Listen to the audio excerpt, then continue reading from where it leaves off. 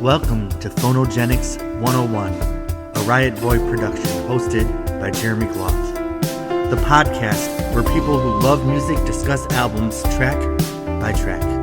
Please hit subscribe, and if you'd like to support this podcast, patreon.com/Jeremy Gloff or Venmo @Jeremy Gloff. And now, on to the music.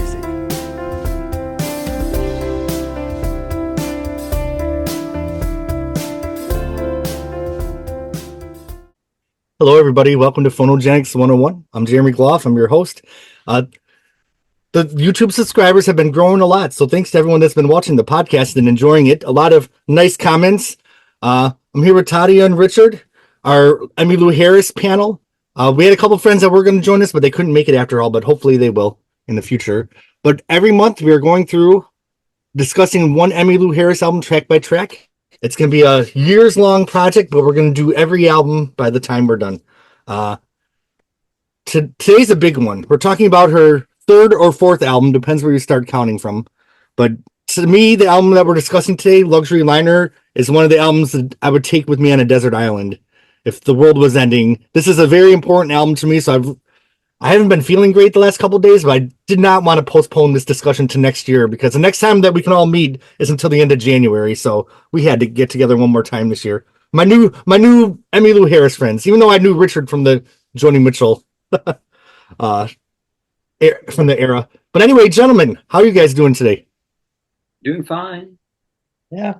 Doing fine. Yeah, I'm doing well. I was really looking forward to talking about this record. So yeah. Just a quick little, if anyone wants to join my Patreon, even for $1 a month, that's awesome. And just so everyone knows, sometimes I get comments on the YouTube like, oh, you missed a factor. You guys need to do your research. Not so much the Emmylou Harris panel, but other ones. We just are using our knowledge. We're doing the best we can. We're discussing music we love. If there's an error, just kindly say in the comments the correction. Because we're just music lovers here to talk about what we love. So we're not spending hours at the encyclopedia researching everything. Although these gentlemen probably do have amongst the best knowledge of Emmylou Harris of anyone I've ever known. So it's such a pleasure to do this with you guys. My pleasure too. Love it. All right, so Luxury Liner. When I was a kid, this album came out in 77 or 76. came out in December of 76, December 28th. Okay, so I remember my mom playing it when I was a kid. So I would have been 2 in 77, 2 to 3 years old. This is an album I remember from when I was a kid. And I remember this cover. I mean, this album cover, there's just something about it that sticks in your brain forever. So when I moved to Florida in 2000, I saw this album cover. I'm like, I need to buy this album. And I remembered almost every song. And I just fell in love all over again. So, Richard, let's start with you. You were with Emmylou from before she even released her first album. Do you remember Luxury Liner coming out and your first impression of hearing this album? Well, I mean, I do remember it coming out. I remember when he first put that needle down on Luxury Liner. It's something else. I mean, if you compare it to the Graham Parsons version, his is a little bit lugubrious, if you might say. It's on the International Submarine Band album, his version, and it's kind of slower. But this version, I mean, it cooks. the Albert Lee electric guitar alone is amazing. Yeah. I don't know how he does those solos.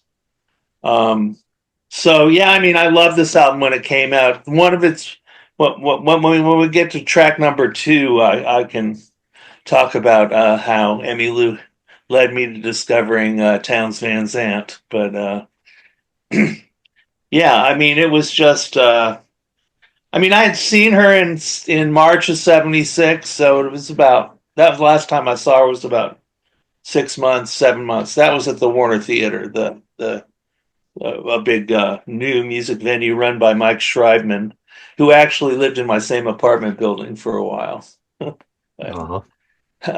Anyway, I think it definitely even especially taken as a whole, it exceeded my expectations, and they were pretty high coming after Elite Hotel. Right. The songs I'd heard her do before the album came out were well, I mean, if you don't count She, which was on the Graham Parsons album, but I'll Be Your San Antone Rose and Tulsa Queen. She had trotted those out at the March concert Okay. at the Warner Theater. So I was familiar with those songs, and I love those songs. But it's just a spectacular album. And while I'm at it, let me just, I mean, I hate to plug things for Rhino Warner Brothers, but this new pressing of Luxury Liner is incredible. It was worth every penny. I listened to it again on Friday night, and everything just pops out in it in ways. This is my original LP, so they did the deluxe thing. So the inner this picture and the lyrics, they are on the inner sleeve of the original LP. You see, and now they put them in the kind of fold out here. So the original album was a glossy cover. It was glossy right from the first pressing. Yeah, it's glossy-ish. It's not as glossy as that. I mean, I don't know if you can see that. It's catching the sun. Okay. Yeah, I mean, it's pretty glossy, and mine is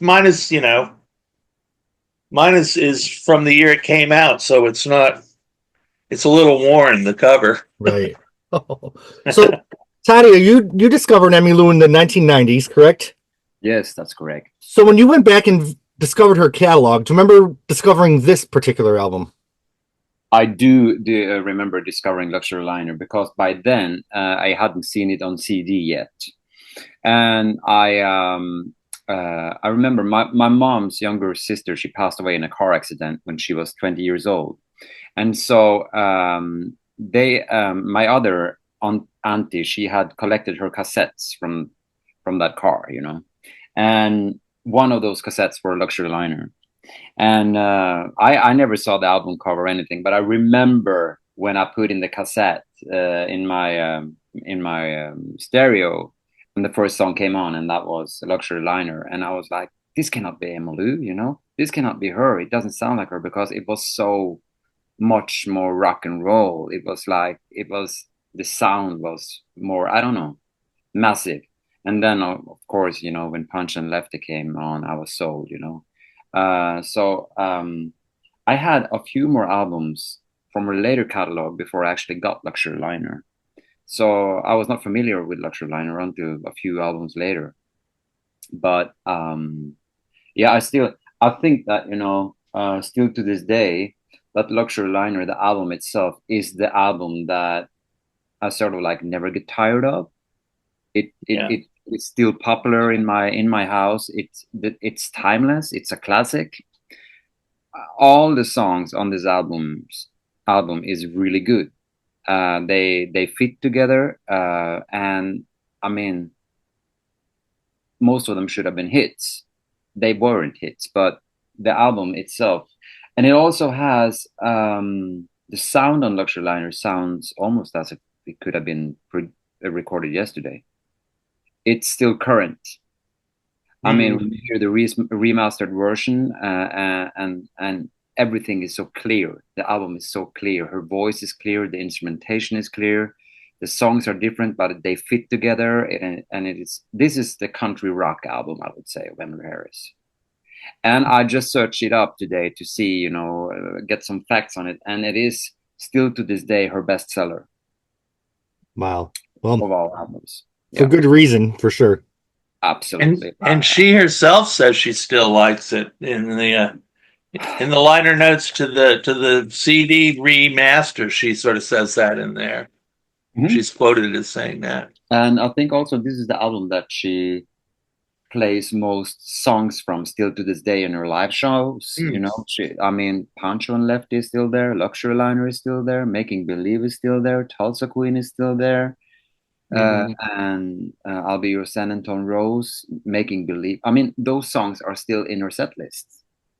I did watch one of the Luxury Liner live videos from this year, and she did drop it down a couple keys, though, didn't she? Yes. Yeah, It's a well, high pitch song to sing. Yeah, it's very high. I mean, she's 77 years old. I know Come on. she still sounds great. I saw her in concert either this year or last year, and it was amazing. Yeah. Yeah. Yeah. So the album is a favorite, and I think it's a favorite. You said it was a favorite of hers. I think it's also one of the favorites of her fans.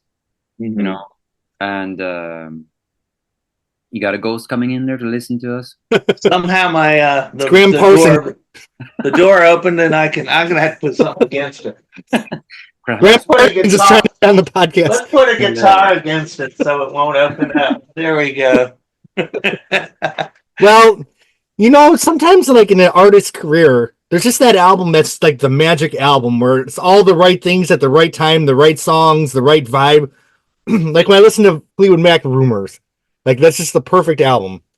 I know it's a totally different genre, but I remember hearing Madonna's Like a Virgin for the first time, and Material Girl wasn't even a single yet, but at 9 years old, I knew from the first time I heard it that that was a legendary album. I feel like Luxury Liner is one of those albums.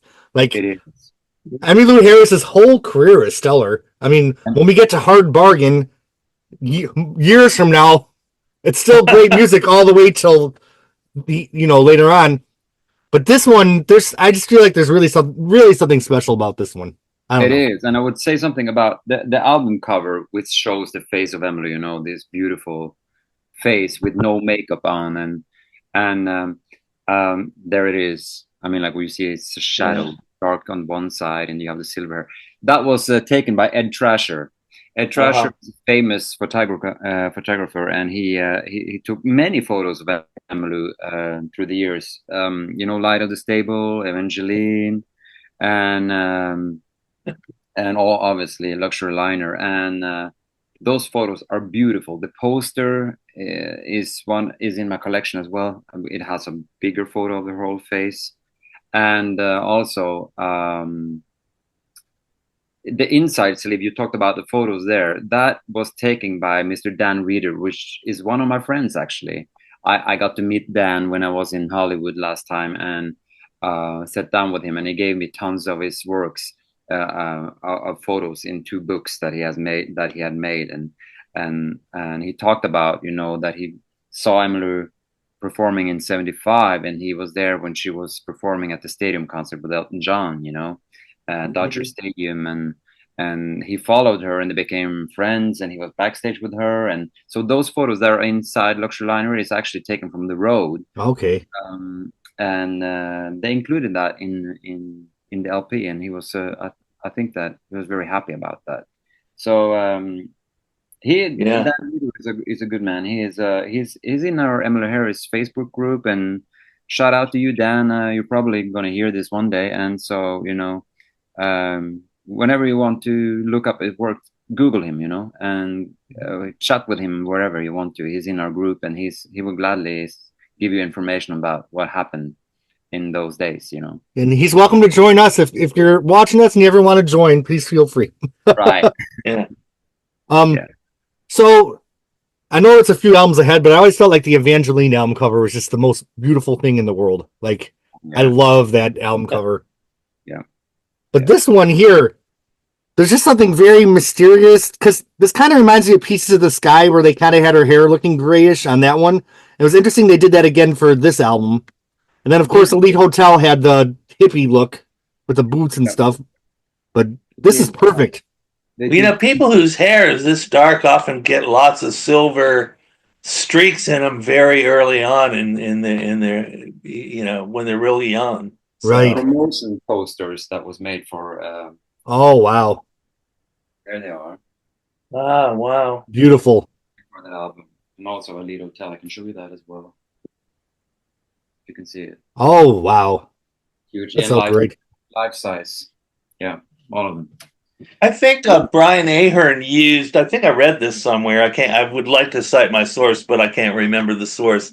But I think that he used more slap echo on her vocal, so her vocal was kind of punched up, and I don't know. It seems to have a slightly different quality on this record than it did on the first two Warner Brothers records. So Very different, and you will also hear the difference on her next album from this album. Right. Quarter Moon. Quarter Moon. Yeah. Like Quarter Moon is next time, but Quarter Moon is very different. But this album, I mean, it's so good. All the songs are good. I have a couple of favorites on this album that I've never heard her play live. I'm gonna ask her about that. Why doesn't she play those live? Because they're so good. So good. And obviously also the CD that came out a few years back also had 2 extra tracks. Oh yeah. Yeah. So I feel like Pieces of the Sky was here, Elite Hotel was here, then Luxury Liner was here.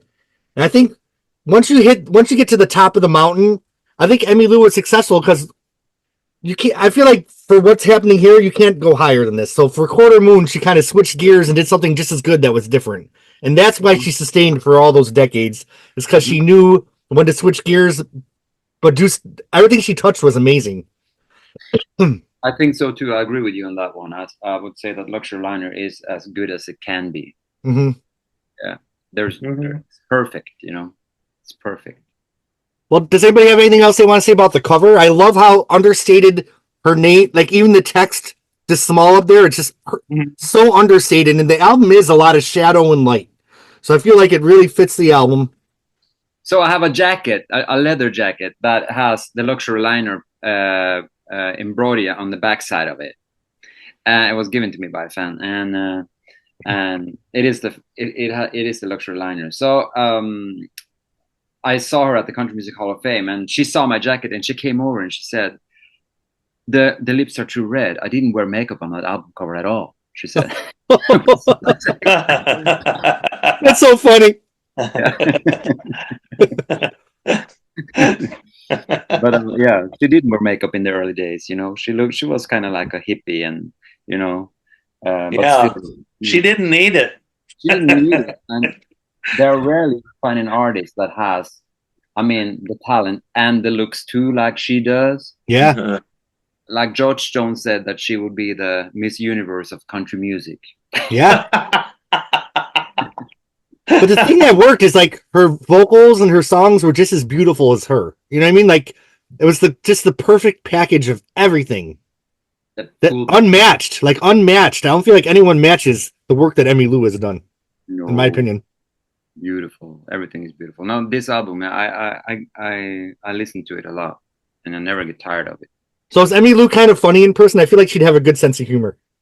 Oh, she's very funny, and she has this irony in her humor, and always with tongue in cheek when she says stuff. Because I feel like people that get that dark, she explores some really dark places with her music.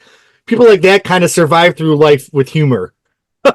So I feel like for all the shadows that she shows, I would imagine in person that there's some light there to counteract it. So she's hella funny. She doesn't take herself seriously at all. She can joke about everything. Wow. I guessed, yeah. Yeah. No, Emmylou is funny, and she always listens to you when you speak, because she's a little bit she's silent, but when she speaks, you listen. And she always joke, on the side. I remember I talked to her and I said, Ballad of Sally Rose is another album that's a favorite of mine. And she was like, it didn't sell well at all. And I said, but it must have done well because people love it. She said, do you know I had to play at a zoo to get recognized for that album? She said,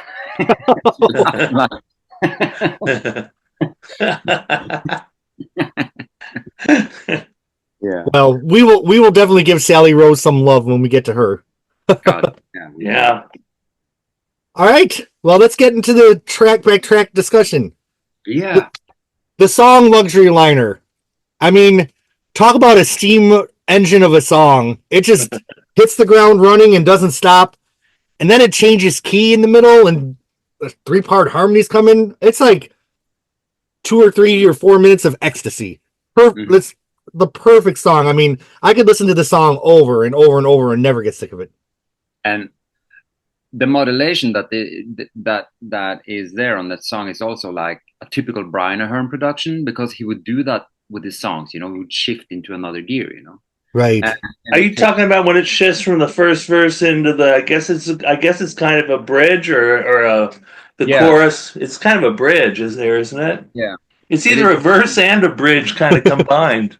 Yeah, and they would do that to the early productions. Brian Heard was very smart with his productions. This album was recorded in the Nocturne truck, So when Albert Lee is the one, he was the new guitarist for this album. On Elite Hotel, we had James Burton. James Burton was going back to Elvis Presley.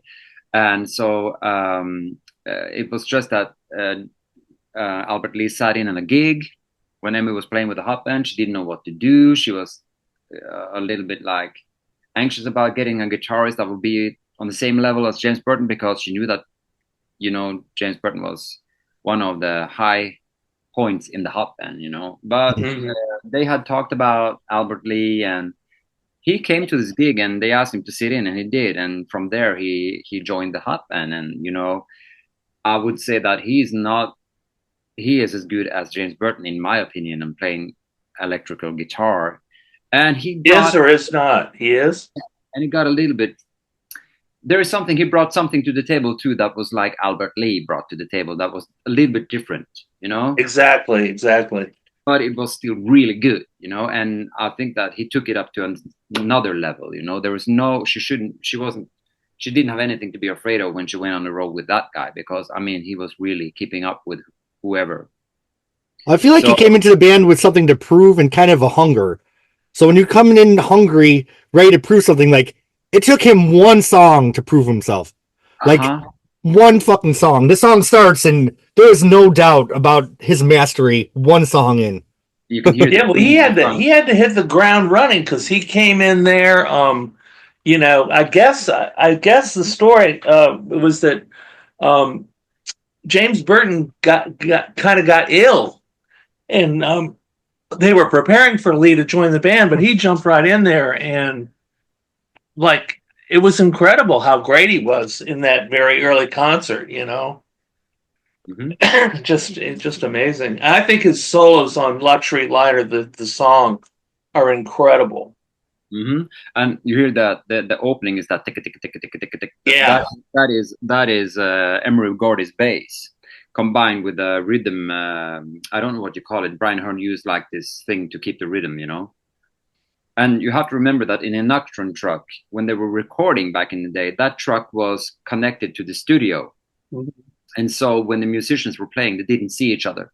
Right. They could only hear each other on the earphones, So to synchronize that, was very difficult, but they were used to doing that. So that also brought. So they were, what was the studio setup like? Do you have any idea? Oh yeah, I've been to the Nocturne truck a few times. And so there was, when you walk inside in front of the Nocturne truck, the first thing you come to is the panel where the producer was sitting. And then you're going to the recording booth where the singer was singing. And then and there's another room where the guitarists were playing. And then they would have like different rooms in the house. The Nocturne truck was plugged into their house up in Beverly Hills. So they all were sitting in different rooms. They didn't see each other. They would just hear it. They would hear each other, when they were recording. Wow. Yeah. So they must have had a click track. They had a click track, and that's what you're hearing there in the beginning. Oh, the metronome, maybe? Yeah. Yes. That's what you hear the first thing you hear on the album when it's opening. Yeah. So, and this also is tribute to, of course, a tribute to Graham Parsons, who recorded this song with the what's the submarine band? International Submarine Band. Yeah. Right. Yeah. So, and like you said, it's a different take on the song. Yeah. It's got sad lyrics, but it's got happy energy. And I feel like that's life. Like, the thing that hits me about the song is, like, we're out partying. Like, I think of my days going to the club, like dancing on the dance floor, drunk, all these strangers touching you, but then you're driving home alone. And that's what the song, like, you think I'm lonesome, so do I. So underneath all the rush and the quickness of life, there's just a lonesomeness underneath. And, it's such a hard song to play live. We were when we were working up this song when we were touring with the band, and I had a great guitarist, great guitarist, and we were gonna do this song. I don't know how long it took us to actually get the song right, because how everything is so difficult with this song. It sounds easy because it floats so well, but try to play it and you will get like, what the hell is he doing here? What are you thinking here? That's what the whole song is, like that over and over. And also we figured out that, you know, when the guitar solo goes from here and there, and it feels like Albert Lee never stops playing. It just gets bigger and bigger and bigger and bigger. That was taken from 3 different takes, put on top of each other. So they recorded the song. He recorded his solo 3 times, and they were like gluing things together. So that's why it almost sounds like impossible when he's playing the solos. Yeah. Well, there's a nice little kind of a duel between the steel guitar and the lead guitar too, which really makes the whole song work. One thing I watched is that live version where she goes to the tambourine at the end and starts playing the tambourine. I mean, that live version has just as much energy as the album version. I feel like maybe even more. Yeah. Then I watched the live version. It was like Trisha Yearwood and someone else. I'm like, let's let Emmylou stick to this song.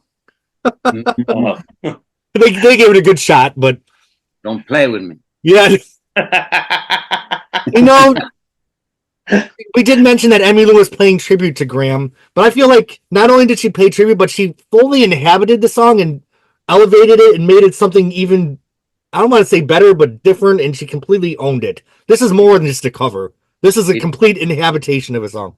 Yeah. It's hot. It's a hot track. Yeah. With a hot band. The hot band on this. And I think that in the CD, if I'm not wrong, it says the hot band for the first time, doesn't it? Or am I wrong? Was that the 4th album? It says that the hot band is playing. They're credited as the hot band, I think, in the CD. I'll have to take a look. Look at that. Or it might be that wasn't Quarter Moon. I think that was the first time I saw it. Am I wrong? Yeah, I'm not seeing it here, but okay. I don't see it, but maybe it's on the reissue. I think of times like when someone covered a song and completely owned it and made it something huge. The only other one I can think of is Kim Carnes' Betty Davis Eyes. I mean, she took that to a whole nother level from that original version. I think Jackie DeShannon did the original, but that's true. Wow, Emmylou just moved into the song and took ownership forever. Mm-hmm. And that I think that this album also proves a little bit what would become a new genre, country rock. You know, there's definitely a rock and roll on that track, and a couple more songs on that album as well is very rocky compared to like traditional country songs. Yeah. All right, so then a lot of times when you're, especially on the Eurythmics podcast, they always start their album with a banger. We're like, where do you go from there? And that's happening here on this album. Like, how do you even follow up a song like Luxury Liner?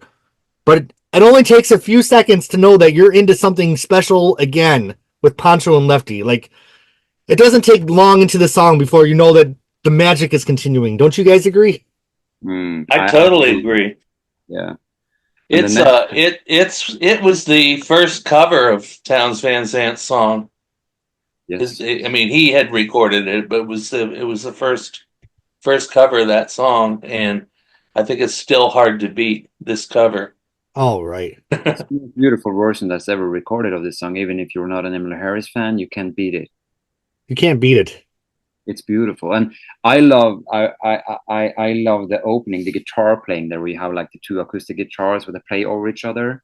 I love that opening, and then her voice comes soft and so clear, and it's beautiful. It's beautiful version of a Townes Van Sant. I never heard about him until I heard this song. I didn't either. I heard this song, and I said, "Wow, this Townes Van Zant must be something pretty special to write a song like that." And really, you thought that from the beginning? Yeah, I love this song from the beginning, and I used to see Emmylou at the Child Herald in Washington. That was where I saw her so many times at that particular club, and Townes Van Zant came through and played at the Child Herald. And so I went to see him, and I had that Live at the Old Quarter in Houston record, which is probably his best record. It's a double live album. That had just come out, so it must have been 77. So, it was in 77, so when the same year that Luxury Liner came out. and I took that album to the Child Herald, and I got Townes Van Zandt to sign it. Wow. So That I one- mean, but I knew when he could write this song, he had to be like amazing. But that was after Emily had recorded it that you saw him. Yes. Yeah, Yes. Townes Van Zandt was a good songwriter, and I think more like a folk songwriter maybe. Yeah.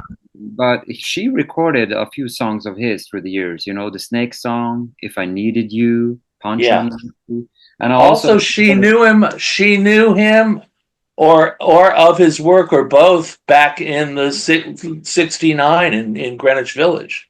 Yeah, So she did that Townes Van Zandt song on the not the on Gliding Bird, but on that recording that came out about the same time, the one with David Bromberg playing on it. They do a Townes Van Zandt song on that recording. Tecumseh Valley. Yeah, Tecumseh Valley. That's right. Yeah. Which is also a great song. Great song by Nancy Griffith as well. But I don't know what year he wrote this song, Punch on Lefty. If it was because it might have been after, you know, that she was maybe one of the first who heard it or something. Because I haven't found a very early recording of this song, so I think that he might have written that song right before she recorded it or something, you know. I don't know. I could look it up, but I don't have my handheld computer with me right now. So He might have just played it for her, and she's like, "I have to record this." But I still, you know, I have tried many times. It might be that because I'm Norwegian that I don't get it, but I'm not sure if I totally get the whole story. That's part of the mystery. I feel like Yeah. the song to me is more of a vibe than a story. Like there's a longing there. There's an emptiness. Her voice is kind of gliding over the nighttime desert, and I just feel like it's just holding on an emotion within myself that maybe there's not even words to put to it. And that's how I feel about the story of the song. I think the song, the narrative is genius because of what it leaves out. Yeah. I mean, it really is. I mean, you know, you end up. It ends up switching from Pancho to Lefty by the end of the song too, which is. Yeah. I feel like the song hurts and haunts more for what it doesn't tell you than what it does. It does, and it feels like it's a really good song storytelling, but you don't get the story. Yeah. Anyway, it's a well, great if the Federales could get him any time, somebody was toying with him, you know. And she says that she's never done a show without playing it. She often says that, you know. I have been to many songs where she hasn't played it, but she plays it a lot still, you know. I love how flippant the hook is too. Like, out of kindness, I suppose. Yeah. Gosh.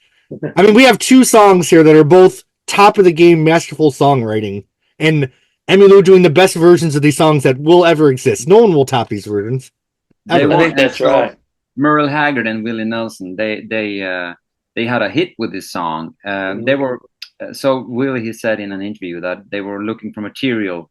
They had just one more song that they needed to put on the album to make it, you know, a full album. So they were trying to get songs, and so Willie Nelson's daughter, she came up with a song. Hey, have you heard Punch on Lefty? And of course he had heard it before, but she played it for him, and he was like, "This is a great song for us to do," you know. So it was the middle of the night, and so they had to go over and wake up Merle. And like, you have to get up, you need to listen to this. And he was like, in the middle of the night, yeah, I found the song. And so they played the song to Merle, and they recorded it right there and then. Wow. And that is the song that became the big hit for them. And everybody's like thinking that it's a Merle and a Willie song, but it isn't. Emma recorded it first, and they learned it from her. Yeah. You know? So yeah, and when I listen to it, that's a much more upbeat song, and it's a more happy version. This one is much more hunting, and it feels like more like a storytelling. You know? Yeah. It's truer to this. It's truer to the story, the elliptical story. Big mystery. Well, the album continues, Making Believe. I feel like this song continues the momentum of the album. Just a beautiful song that just starts out small and just builds. Mm. The Kitty Wells song, isn't it? Yep. Jimmy Yeah. Work song. It's a Jimmy Work song. Yeah, but I think Kitty Wells had a hit out of it. She did have a hit with it in 1952, if I'm not mistaken. Yeah, 1950 or something like that, 55 or 52. It's an old song, and I'm not going to slam anybody, but I still don't get how she could be the queen of country music. She's not. To me, she doesn't sound like anything. Who, Kitty Wells? Yeah, she doesn't have a good voice. Oh, I shouldn't have said that. She's great, but did you ever call her shitty Wells? Well, you know, there's, not to change the subject, but there's this great story when Joni Mitchell was young and she wanted a guitar, and and her mother Myrtle said, "Who do you think you are, Kitty Wells?" Yeah, it's no Peter Wells. Well, what we can say is that when Emmylou Harris put her hands on that song, it totally changed the whole story, you know. And it doesn't feel like an old song. It feels very contemporary to the material on this album. Yeah, and I love because you know, like on Elite Hotel, the old songs kind of did feel like, oh, this is an older song. Yeah, it was great, but not this time. I remember thinking when I heard this song, because rarely in country music you hear like a dobro and a steel guitar playing together. You know, it's either one of them. You know, but in this song they play both of them and they're shifting on the solos. Steel guitar and a dobro, and it's beautiful. It fits so well to the song, and no, they don't do that usually, but on this song they do it. Yeah, and you got Ricky Skaggs on the fiddle. Yeah. So Ricky Skaggs was coming on at this time. Ricky Skaggs is on Luxury Liner. He's on Poncho and Lefty. He's on this. He's also on Pieces of the Sky. Yeah, he is. Who's doing the harmony with her in the second verse? Herb Peterson. Okay, and then the third verse goes into a 3-part harmony. She must be doing one of them then, because he's the only harmony singer listed. But it's beautiful at the end where it goes. I love how it starts with her on the first verse, her and him on the second, and then goes into a 3-part harmony at the end. I mean, this is just gorgeous. It's so pretty. That was a single. Wasn't this a single? Yes, and this was a hit, I think. Yeah. Yeah. I mean, it didn't reach #1, but it was up there. Yeah, it's also one of the songs that, you know, as country as it can get. Right. This is country music on a high level. So when you're aiming for the country charts, it's a good idea to put out the country song. Yeah. I was reading that in the Wikipedia how Elite Hotel had 2 #1 hits, and this album didn't have any #1 hits, but still the bestseller. So, right. Sometimes that, like I said, you know, sometimes that's even better. You know, it doesn't like get on the top of the charts, but it kind of like lasts anyway. And it sometimes this is in terms of its integrity as an album, I think it slightly beats Elite Hotel in that regard, in terms of its overall concept and integrity as an album. Yeah, this was her first full-blown studio album since Pieces of the Sky. Yeah. All right. So then we move on. Is this a Rodney song? This is a Rodney song, and Rodney just released his version on the Chicago sessions that came out in 2023. Fantastic version. What? It's a fantastic version that he released. Yeah, but he had not released that song. I mean, Emmylou Harris did it on Luxury Liner, and he hadn't released that song till like last year. Wow. And the song is You're Supposed to Be Feeling Good for all the listeners. Now, I feel like on the previous albums, the Rodney songs kind of stuck out a little bit. It's kind of like they're an obvious change in theme and style from the more country songs. But I feel like his song on this album fits right into the groove. I mean, I think that this song is one of the best songs ever recorded. Yeah.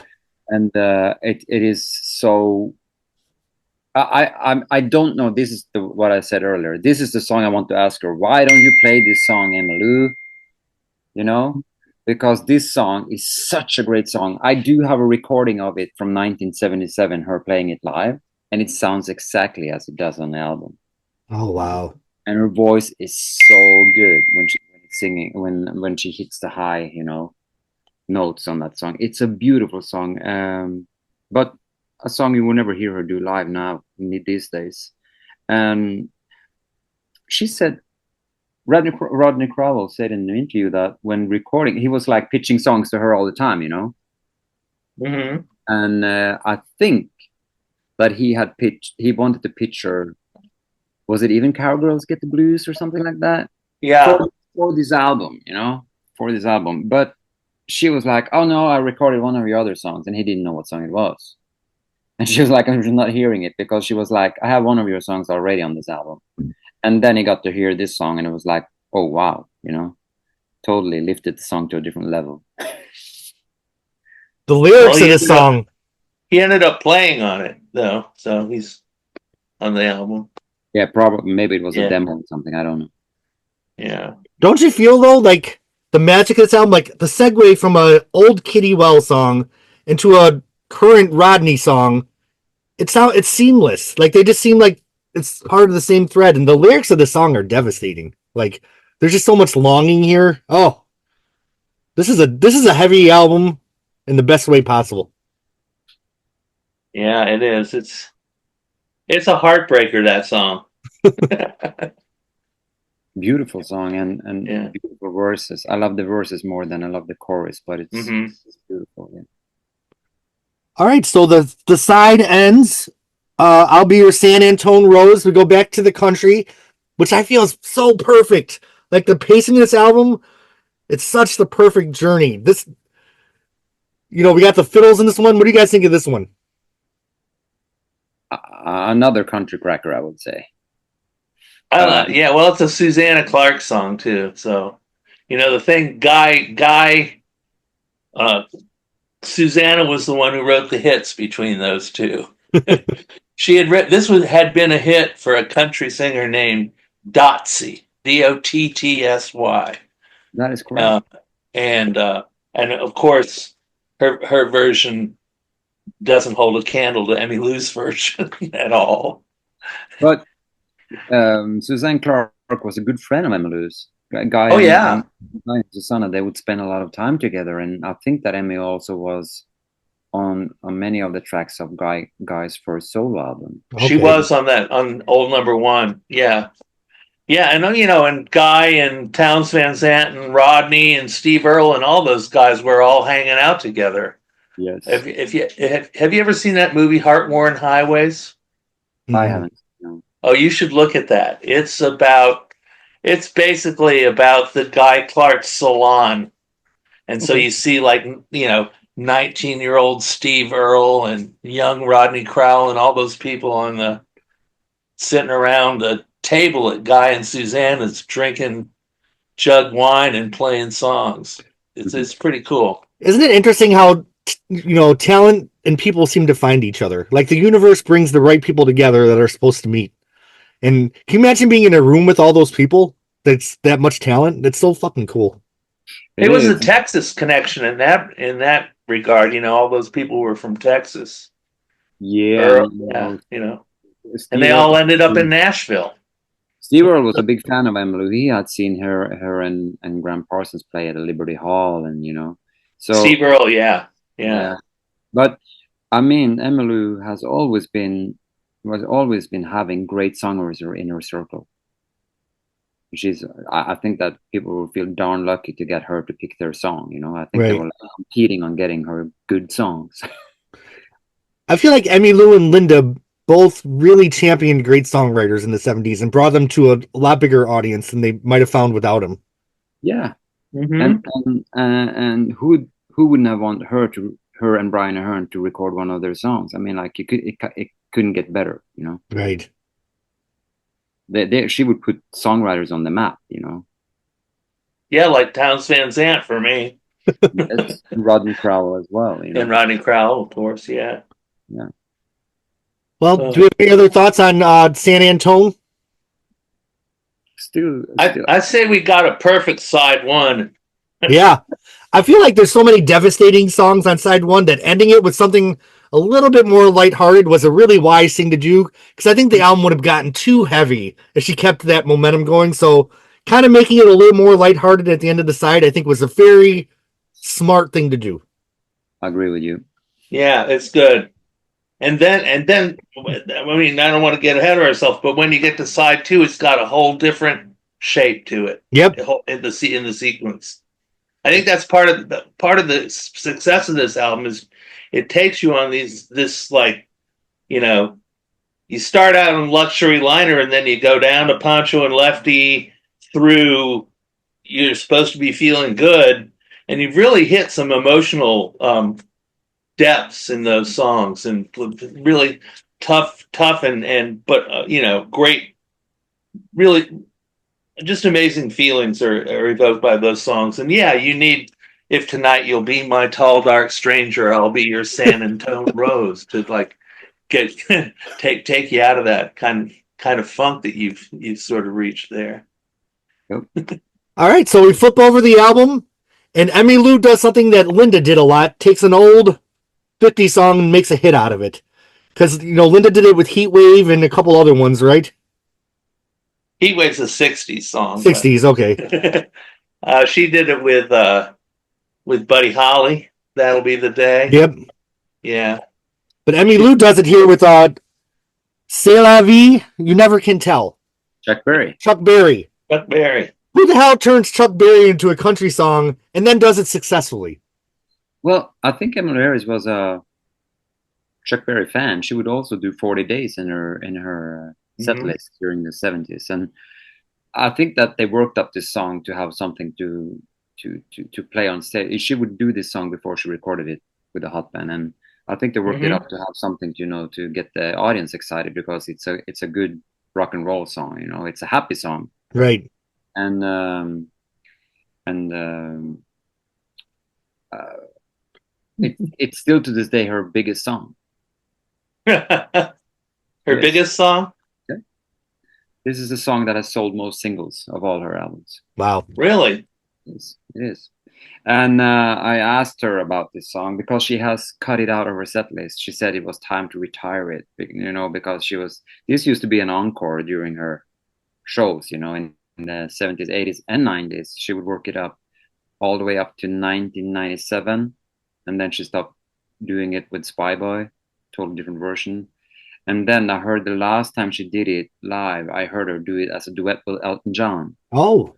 Huh. Yeah, they did 2 duets that night. It was a Tammy Wynette tribute show, and they sang together as a duet, Stand By Your Man, and then they jumped into C'est la vie with Elton John on piano singing harmonies. It was fantastic. But she has retired the song and she doesn't do it anymore, sadly. Such a fun number to listen to when they play it live. Maybe she's not feeling the teen energy anymore. Yeah. Are any of us anymore, though? My lord. But I feel like she was as successful with owning this song as she was everything on side one. Like, what a great version. The harmonies are great. You can tell she's having fun. Like, it's great. And look up the video. Going to the Emmylou Harris Facebook original group and look out for the C'est la vie music video. They worked up in 1977. Oh, okay. Yeah, they're actually in the studio playing it. Ah. Yeah, you can look for that. I uploaded it a few months ago. So go that's check that out. That's pre MTV, isn't it? Yeah. Pre MTV, pre Madonna. So is that a fiddle on this song that you hear? Yeah, Ricky Skaggs. Yep. Oh, that fiddle part makes the song for me. Because it's the last thing you'd expect on, like when you hear the Chuck Berry version of the song, that's the last thing you'd expect is like a fiddle playing that kind of hook. But it's so great. It's so great. Yeah, the Chuck Berry song has the saxophone in it, but Emmylou should put a fiddle in it. Yeah. Yeah. Well, you know, country music and rock and roll aren't all that far apart. No. Isn't that what John Lennon told Joni Mitchell after he heard Blue? You need to put some fiddles on it? Yeah. Put some fiddles on it. Put some fiddles. All right. He didn't tell Madonna that, did he? No.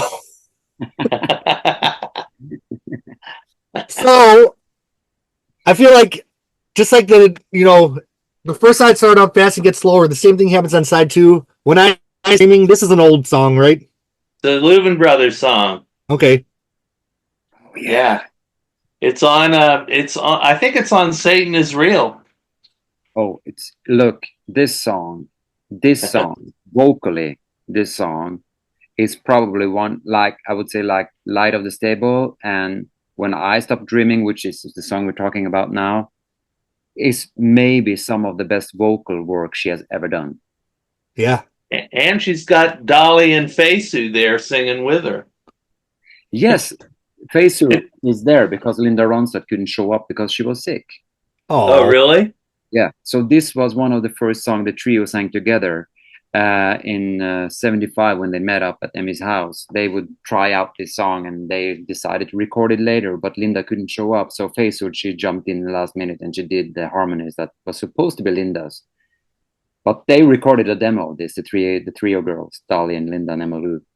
Is that in the extras on the big trio thing or not? No, it's not. We've never heard it before, but Linda has it. I know because she said it in an interview.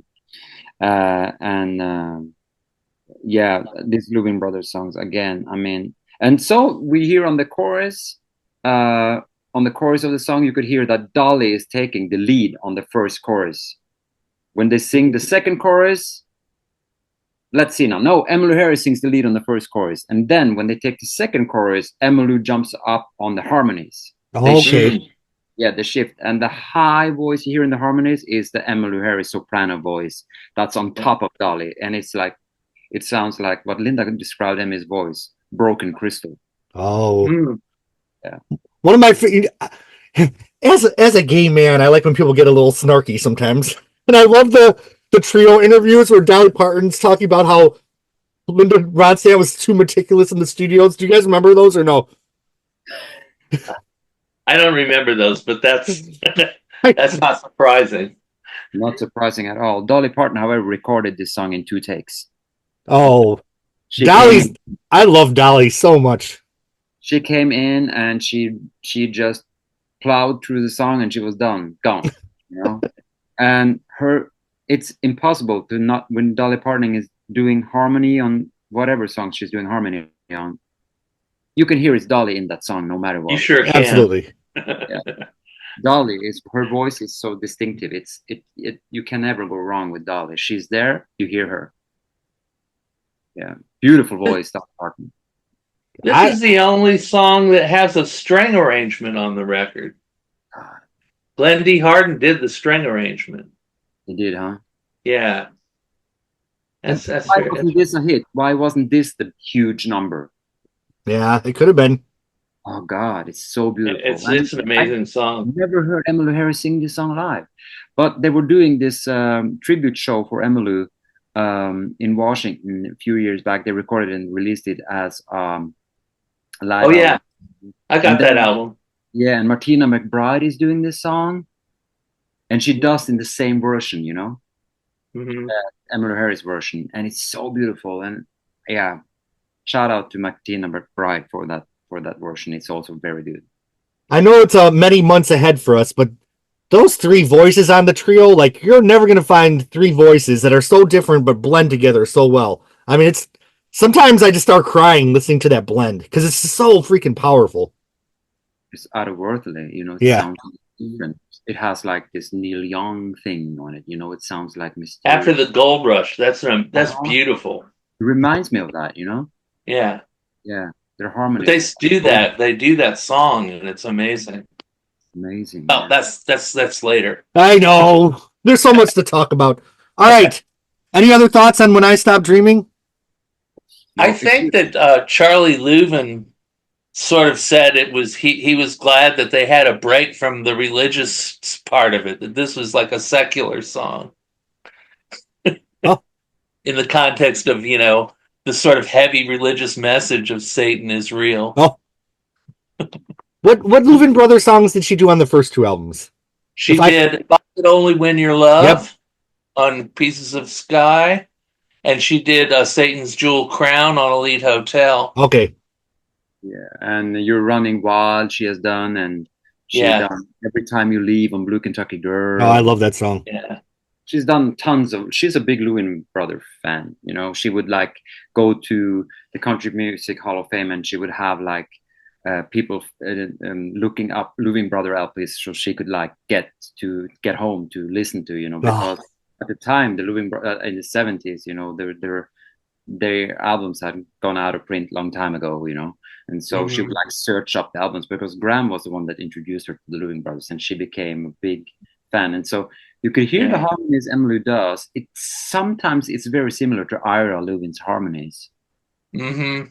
So she because if you listen to Emmylou Harris, I don't know if people are familiar with harmonies, but when you sing harmonies in a certain way, like Emmylou does, she doesn't change her voice. She's able to use her own voice and still do the harmonies. A lot of artists, they do their harmonies and they kind of like try to fit the other artist. Oh, right, yeah.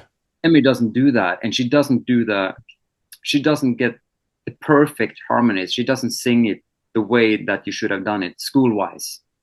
She find her own way to do it, and she sings the harmonies, and sometimes it wouldn't be the right way to do it, but when she does it, it sounds as it's perfect.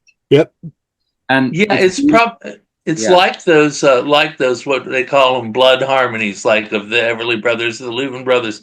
It's technically not necessarily correct, but emotionally it is. It's right there. Absolutely right about that, and you can hear that in her harmonies, and you don't think much about that until you're going to sing the third part on it, because then it doesn't match. Right. And so when she sings the third part on her own harmonies, she figured that out as well to make that work with the second harmony part, you know. And you have to be damn clever to do that, because that's what Dolly and Linda is so good with, you know. There's like, oh, that's not the way it should have been done in real life, you know, but they kind of like make it work anyway, and that's the reason it sounds like nobody else has ever done before, you know? Mm-hmm. Yeah, I love the story of her going to the library, getting those records, because I feel like that's Emmylou digging for gold, looking for those songs, looking for those amazing songs, and then unearthing them. Great song finder, you know. She found great songs that were old and sort of like forgotten, and she brought them back, and they were like fresh and new and like, right. Yeah. I think it goes to show that the human emotion has no expiration date. Like, no matter how much technology comes and goes, we're happy, we're sad, we laugh, and we cry. Right. That's true. All right. Well, speaking of the Carter family. Yeah. So Nicolette Larson shows up to sing a duet with Emmylou, Hello Stranger. Nicolette was one of Neil Young's background singers and proteges, correct? Yeah, and at the time, I think she was married to Hank DeVito, too. She had a solo hit a couple years later with A Lot of Love, I think. That was a Neil Young song. Yep. But I love this song. I feel like the last song was down, but this one kind of keeps it mellow. But then by the end, it just builds back up. And it's like you said, it's an original Carter family song from the 20s, I think. Mm-hmm. And if you listen to that original version with Sarah Carter and Mother Mabel Carter, it's such a simple song. It is just with a guitar. There it is. Original Carter family. Yeah. 5 CDs. That's so great. And it's such a different song, but even though it's like a very simple song, Emmylou managed to like you said, Jeremy, she builds it up and it becomes like this enormous choir in the end, you know, that sings harmonies over and layers and layers and layers.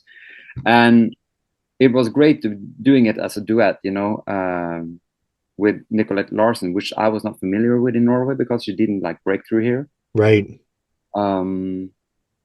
And I think that Nicolette Larson's voice on this duet sounds very different from her own recordings. Yeah. Again, you've got Faye Sue as the third vocalist on here too. So I feel like Nicolette went a little glossier in her solo stuff. Yeah. Rest in peace. She passed away a while back now, right? Yeah. I actually found one of her follow-up records to that original record in a used store and bought it, but it wasn't nearly as good as that first one. Yeah, I feel like sadly lightning did not strike twice for our friend Nicolette. But so when you guys are in the car, I gotta ask, and Hello Stranger comes on, do you sing the Emmylou part or the Nicolette part? I sing the Emmylou part. Yeah. Yeah. And live, the live version, she would swap the part. She would do the other part when she was singing it live. Oh, really? You notice that? And who sang the other part if Nicolette wasn't there? Go listen to her singing it live, and she have listened to the version when she did with the National Ramblers and stuff. She's singing the other part. Is that on Live at the Ryman, or is that on the other one? She didn't do it on the. She didn't do it at the Ryman. She did. Yeah. Oh, you mean the last live album they did? Yeah. Oh yeah, she sings it there. Yeah, you can hear it there as well. Yeah. No, she's swapped places on the lead there on that song when she's doing it live. I don't know why, but it's a great version as well. Yeah.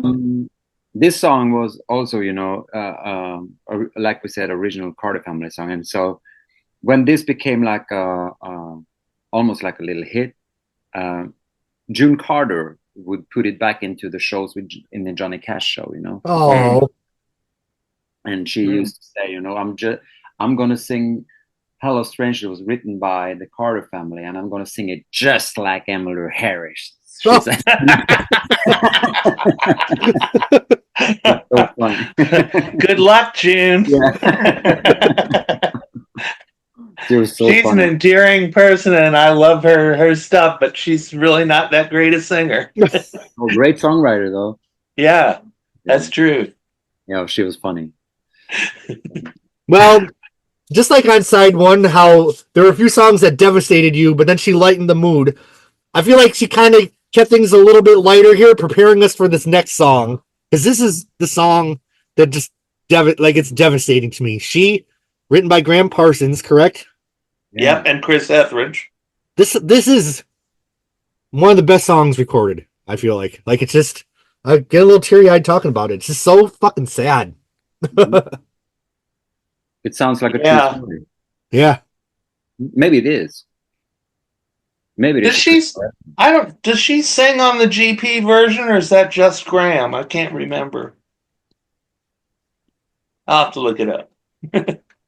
I actually don't remember either. Yeah, I don't remember. I feel like when Emmylou does those true life stories, I mean, she kind of did the same thing with Red Dirt Girl decades later. It's just devastating. Like, it's so real. So, I mean, the emptiness and the longing of the song, that hits home, but she sure could sing, and like it's your only release to get through this like terrible life sometimes. So like this is she owned this song, and she does. She does it. No, go ahead. I love that the way that when she sings the Hallelujah, how her voice opens up. How it's powerful. Graham couldn't do that. No. She does it on that at Graham Parsons tribute album. She does a duet with Chrissie Hynde on this song. That's right. How is it? I never listened to it. It's not as good as this, but it's good. I love Chrissie Hynde. Yeah, I do too. Good friends. They're good friends. Do you know what I love though? Is I feel like the Hallelujah, that's the first time you hear a crack in Emmylou's voice. Because everything was pristine and perfect, and for the first time she showed like that crack. By the time like Wrecking Ball came along was like that's another tool in her toolbox of like the power of Emmylou. It's interesting because when I used to see her live before Pieces of the Sky came out, one thing I admired was the way she could get that crack in her voice just at the right time. That just hitting that emotion. So I think she uses it sparingly on these albums, but yeah, I think you hear it in Before Believing, and I think you might hear it a little bit in Boulder to Birmingham as well. Yeah, it's a beautiful song. Also, a song that you don't hear much now anymore. Many of the songs on the album, like I said, she plays them live, but She and You're Supposed to Be Feeling Good are not the ones that she plays often on. Yeah. Whenever I play this song for somebody that's never heard Emmylou before, though, they just fall in love with the song. Because I love the piano at the end. Yeah, you don't have to like country music to like this song. Yeah. It's a great pop song, in my opinion. Do you think this could have been a hit if it was released as a single? Yeah. I don't know. I think its lyrical content might be challenging for country radio, though. Yeah. I don't think Roy Acuff would like it. Yeah. The thing that is so successful about this album to me is it gets just as dark as it does light. Like it really reaches down, then takes you up. So like the range of things you feel listening to this album is just so wide, and there's not a lot of albums that just takes you so far on both ends of the spectrum. It's Feels just like, amazing. this could have been like the story of a black woman, Yeah. Yeah. A good singer and, out in the field, working hard and, and she, yeah. Is that wrong to say? No, I hope not. No, No, I think that it's authentic. I always kind of assumed that she was a black woman in Right. the song. Yeah. Yeah. Maybe it's Tina Turner. Yeah. Back in Nutbush, Tennessee. Nutbush City Limits. I love Tina also. I'm a big Tina fan. I worked with Tina. You did? Yeah. Was she nice? Yes. Oh, yes. We'll He's talk not about gonna say it, and we'll he's talk the about that podcast. offline. Another podcast. Yeah, that's another podcast. I did a show. I went to a show with Tim Capello, her saxophone player. He tours solo now, but he would not talk about Tina Turner at all at the show. I don't know what happened, but that's another story for another podcast. That's even another podcast after that. Oh gosh. Well, how do you follow up a song like She and make it perfect? Tulsa Queen is this might be the most perfect album closer of all time because it just rolls along and takes you out of this emotional experience. I love this album so much. Like I can't even put into words how much I love this album. Do you guys like Tulsa Queen? I love Tulsa Queen. I love that song too. I love the beat, the bass beat on it. Right. This song, she said they were in Tulsa and they couldn't get to sleep, and so they were because the train kept them awake, and so that's how she got the idea of writing the song about the train called Tulsa Queen. And she wrote that back in I think they were living in Laguna Beach, or Rodney was living there. Yeah, I don't know. It was written before March 28th, 1976, because that's where I first heard her do it live. Did you love it the first time you heard it? I did. I love that song. It's interesting in the context of the album. You start out on the Luxury Liner, but you end up on the Tulsa Queen. It's almost like coming kind of full circle or something. That's true. I never thought about that. That's interesting, actually. It's a train song, and it's so haunting. Oh yeah. I can almost like imagine, seeing the train during the night when I listen to that song. Because when you think of train songs are often so fast, kind of like Luxury Liner, like this was. Yeah. But this is like a mid-tempo. And when you think of hearing a train in the middle of the night, way off in the distance, there's something haunting about it. Just that desolate travel, and this song just captures that magic. Listen to. I want to recommend something for you. When Emmylou Harris a few years back, she won the Polar Prize in Sweden. Right. And there they did a few artists did a few tributes to Emmylou, and one of them was going out doing Tulsa Queen. And the opening of Tulsa Queen there has this big orchestra, only the violins playing, and it's such a good tribute. Go listen to it. It's so haunting. You can't. I mean, it's almost as good as anything. Wow. Listen to that. It's so great, and you can see on Emmy's face that, like, you can see on her that they got it. They did it right. Yeah, beautiful. Go listen to it. I can send you the link later. But to all the other listeners, go check it out. When you look at these 10 songs on paper, like a Rodney Crowell song, a Chuck Berry, Graham Park, like all these things really shouldn't work together when you look at them on paper, but they all work together magically and perfectly. Like they got Emmylou-nized. Yeah. Emmylou-nized. So were these two bonus tracks from a different era? They weren't from Luxury Liner sessions, right? The bonus tracks is it Night Flyer? No. Night Flyer and Me and Willie. Yes. They are from different eras. They are from later. Yeah. Do you know when they're from? Just so I can put them in my categorize them in my mind? They are from the 80s. Okay. Her voice did sound different on those. I think, yes, it's more worn. Okay. It's I would say 83, 82, you know. Okay. Or maybe it's from the Evangeline time, but it doesn't sound like that on the sound, but it's from... Yeah, you can tell from the bands because you got Steve Fischel and John Randall and Barry Tashin, you know. So it's probably from the White Shoes sessions or something like that. Okay. Yeah. I have to confess, my experience this time through, I listened to the LP and I didn't go on streaming and listen to the bonus cuts this time. I didn't want to spoil my experience. I listened to them separately. I feel like this album, it's so important to listen to it from Luxury Liner to Tulsa Queen. And Yeah. There's no need for anything after that. No. Except you turn it over and start side one again. And can you imagine if they had songs in the can from those Luxury Liner sessions? I mean, you have to be careful what you put on an album like this because all the other songs are so good. Yeah. Yeah. You know. And I felt like a lot of the outtakes. Something to get people to buy the CD. Yeah. And it's good to have them. I'm glad they're out. Absolutely. Yeah. But didn't a lot of the outtakes from these sessions end up on Evangeline and Cimarron? Like those were kind of outtakes from all these albums, weren't they? Or am I imagining things? They're largely made up of outtakes, I think. They are Those a two. few outtakes, yes. Yeah.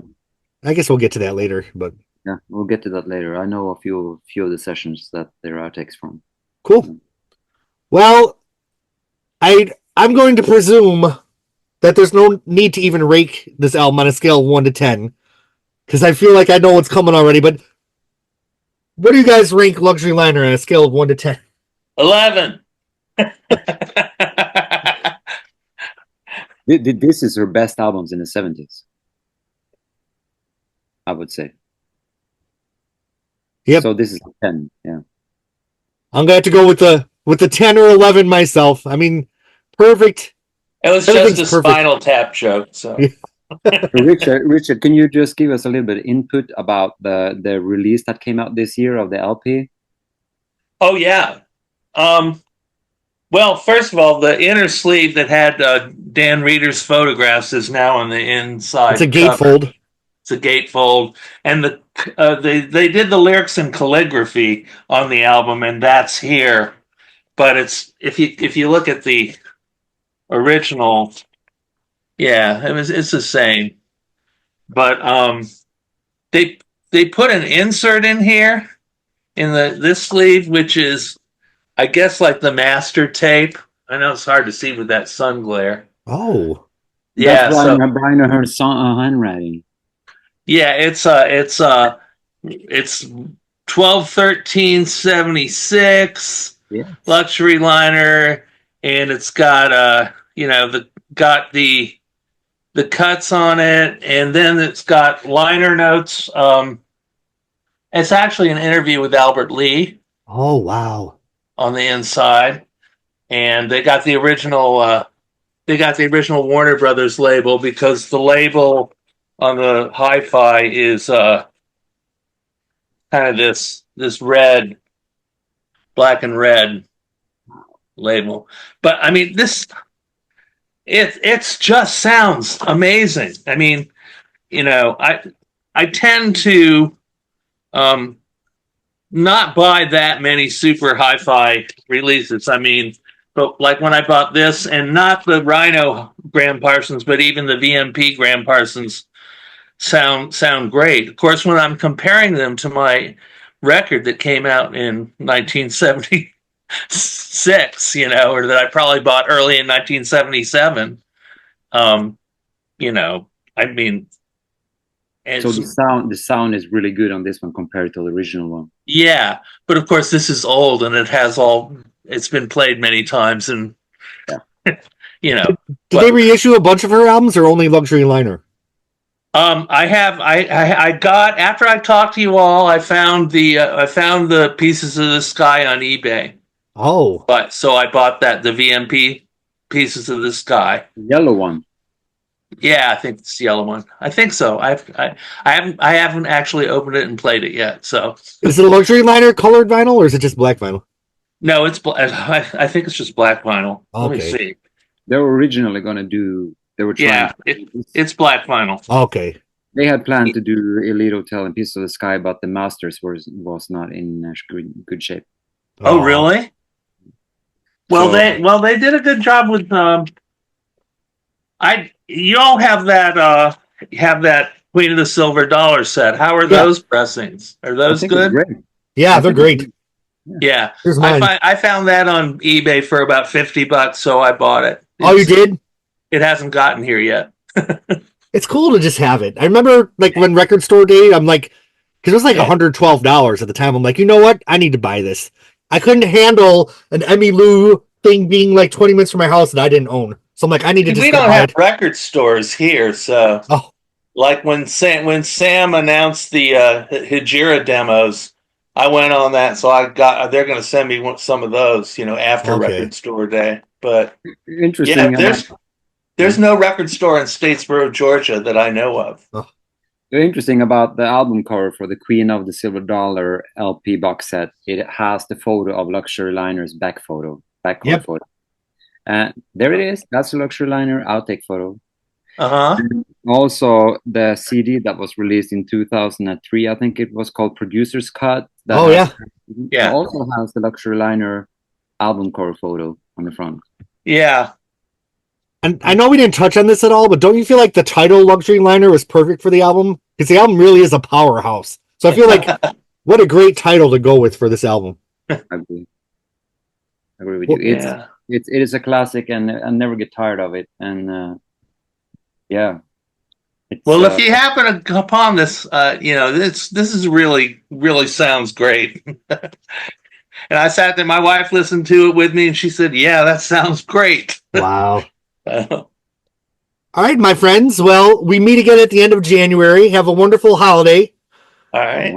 I will miss you all. I love our podcast together. These are just so great. Yeah, thanks. Just bring me to. I almost get to tears every time we do an Emmylou one. Well, thank you for inviting us, and I hope that a lot of people hear us and they want to join us. It would be great to hear what other fans and listeners want to add to it as well, because I'm sure there are tons of Emmylou Harris fans that have something to say about her Yeah. album. Yeah. And, All right. All right. okay, guys, Well, next that's time we good. meet, we'll be leaving Louisiana. We'll be what else would be Defying Gravity? One late- paper, please. Let's see. Late January. Yep. Drinking 2 more bottles of wine. I'm gonna go see the Secret Sisters in late January in Atlanta, but we'll see. All right. All I'll right. be. Till All right. next time. Bye, guys. Bye. Bye.